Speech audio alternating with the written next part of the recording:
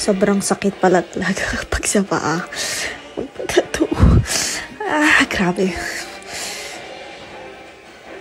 Shit.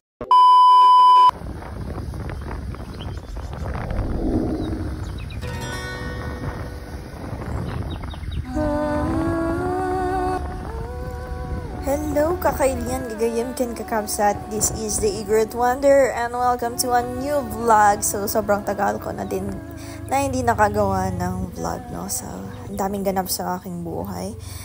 So, for today's video, guys, dahil nakabakasyon tayo sa Pilipinas, kailangan kong magmamasyal, gumala, diba?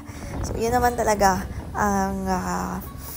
ang goal pag nakabakasyon, ang magpa-distress, no? So, nakita nyo guys, yung mountain na yun, it's the Sleeping Beauty Mountain of Kalinga. Isa yan sa pinagmamalaki ng mga taga-Kalinga. And makikita nyo yan guys, pag nadaan kayo coming from Manila, coming from Banawe, coming from Nueva Vizcaya, or from Sagada, papunta kayo, or from Sagada, Bontoc, papunta kayo ng Banawe. So, and guys, 7 o'clock pa lang ay lumarga na kami and it takes about 1 hour to get here to Buskalan, Tinglayan, Kalinga. So, sa daan is haharangin kayo ng mga locals dyan kasi kailangan yung mag-register sa kanilang logbook. And you have to pay 100 pesos per head for your registration fee. And kung need nyo din ng guide, I mean, necessary naman talaga yon kasi sila ang mag-guide sa inyo papunta dyan sa village na yan. So, depende din sa tour. Is it day tour or overnight tour? Depende din yan sa babayaran nyo. So, dito ang first stop namin. Isang souvenir shop. Pwede din kayong mag-cash out from GCash kung wala kayong dalang cash. But for me, I advise na magdala na lang kayo ng cash, no? May kamahalan yung fee pag nag-cash out kayo dito, guys. Mga 50 pesos per 1,000 pesos. So, ayan. So, second stop namin is itong shop din na to. Souvenir shop siya. And dyan mismo din yung mangyayari kung ang hirap magtagalog. Basta dyan mangyayari yung pagtatato, guys. So, eto nga pala mga ladies na to is mga apo daw ni Apo Wangod and sila ang gagawa sa aking tattoo.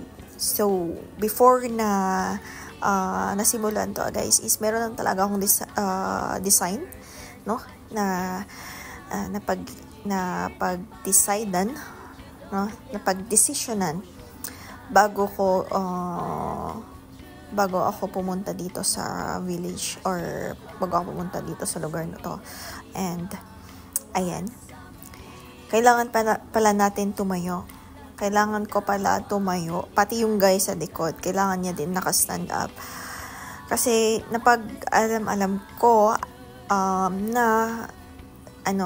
kasi pag iba yung position ng mga muscles mo or yung skin, pag nakaupo ka or anong position man. So, mas maganda daw na nakatayo. So, nalaman ko din lang yon sa isa sa mga apo ni Apo Wangod sa Instagram. Isa ang known na nagtatattoo, gumagawa ng traditional tattoo dyan mismo sa Buskalan. So, unfortunately, hindi naman siya sumagot sa aking Instagram. Kaya, ayun. Go pa din ako dito. Anyway, ito pala ay isang homestay din. Pwede kayo mag-overnight dyan. And, advice ko lang, bili na lang kayo ng mga grocery.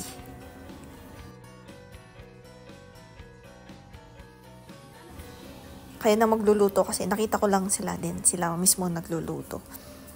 And after nga pala ng stenciling, and nakapag-decide na kami or nakapag-agree na kami sa payment, nag-start na silang ilagay yung tattoo. So, ang pinili ko nga pala is yung Serpent Eagle, doon mismo sa aking right foot, which ang sabi nila is symbolizes heavenly guidance and protection. Tapos itong sa likod ko naman is mga designs na meron din kami sa Bontoc Mountain Province, which is yung day and night or yung hourglass. Tapos yung snake skin tsaka yung prayer. So may mga meaning yan guys, hindi lang basta-basta. So ayan, medyo yung mga ganitong tattoo sa likod guys is medyo may kamahalan. Pwede naman kayong makipagtawaran. Ano lang, sabihin yung in-endorse kayo ni The Eagle Wonder. Uy, charot lang yun. Basta, ayun, hanapin niyo to si Miss Christine. So, siya palang gumawa sa akin. And yung isang kasama niya din, guys. So, i-fast forward ko na lang to kasi medyo mahaba-haba talaga tong session na to. It took me 3 hours. Wala akong kain ng breakfast and lunch. Kahit sinasabi nila na punta muna kayo doon kain. Pero for me, gusto ko na rin talaga siyang matapos. Kasi pag parang pinospone or mag-stop kami tapos kakain kayo tapos babalik, parang another paghihirap sa likod ko or iba yung gusto ko tuloy-tuloy na para matapos ganun. Ang hirap mag-explain. Shit. Para isahang sakit ganon. So ayan. I-fast forward ko na lang. My homeland so we can feel the bond. Defended by Maclean, stood like a king. We are Regalinga and everybody sing oh hey. Sanan mangugayaman, sanan pangantan, kananday dangadang, dadangadang, ni Kalinga. Kaduan, limangan kanta, sindangadang, hey, ni Kalinga, kakailyan, agay-gaysa, dancing with the Ilugwagan, singing with So, yun nga pala, nag-offer nga pala sila ng barako. So, nakakainom naman ako ng 2 tasa. Sana nag-offer ulit sila. Uy, agbain ka ba? Sobrang addict ko talaga sa barako, guys. So, thank you pala dito sa kape. Sobrang sarap and parang, yun na lang yung, hindi ko naramdaman yung sakit. Or siguro, magaling lang ako mag-relax. Charot. Sana all. So, dyan kasi sa likod, guys, is merong diba, malaking group of muscles. So, pag muscle kasi, hindi siya masyadong masakit. Pero pag sa may taba-taba, doon na siya masakit. Pangantan, usanan, pangugayaman, usanan, pangugayaman, pangantan.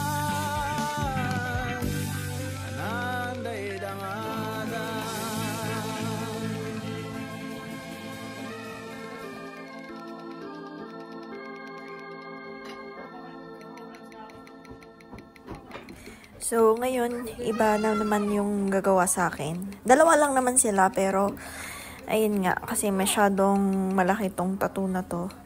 So, kailangan nilang mag-switch. Napagod ba?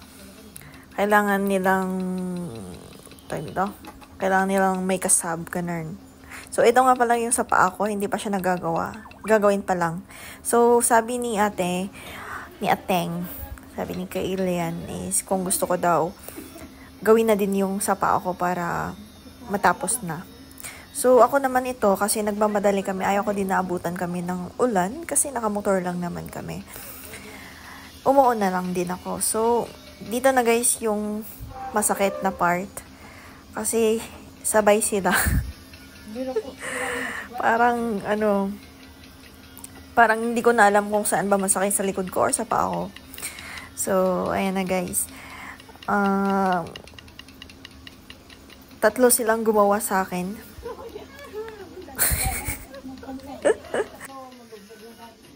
So, parang natakot lang dahil sa ano. Pinamadali lang dahil ayaw maulanan, ganun. So, pulido naman yung gawa sa akin, guys. It's just that dito sa baba, medyo mahirap talaga kasi taba-taba. Taba na yan sa baba. Medyo masakit na dyan sa banda na yan. Tsaka sobrang masakit pa dito sa paa. Kasi ang daming nerve endings dyan. And, alam mo na, buto. So, ayan.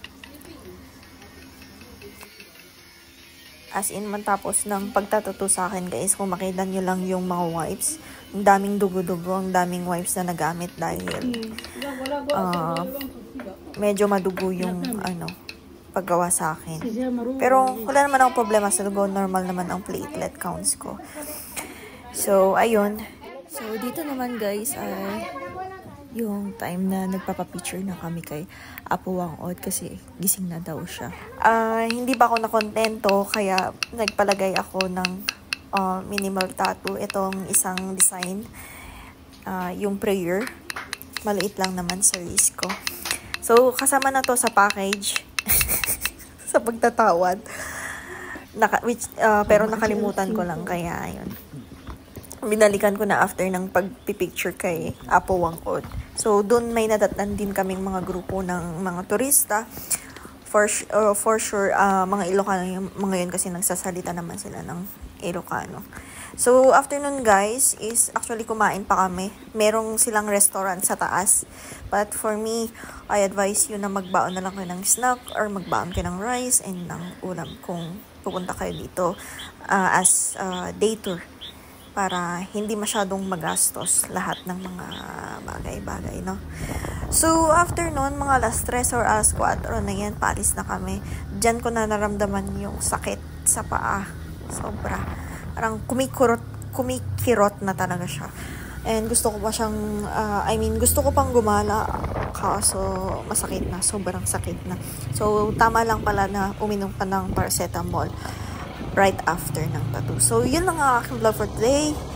Bye! With my family, agaw yan nila Biman, si Chaka ni Sicily. This place is getting hotter, cause we play with fire. Clap your hands together, Kalinga change for better. We shall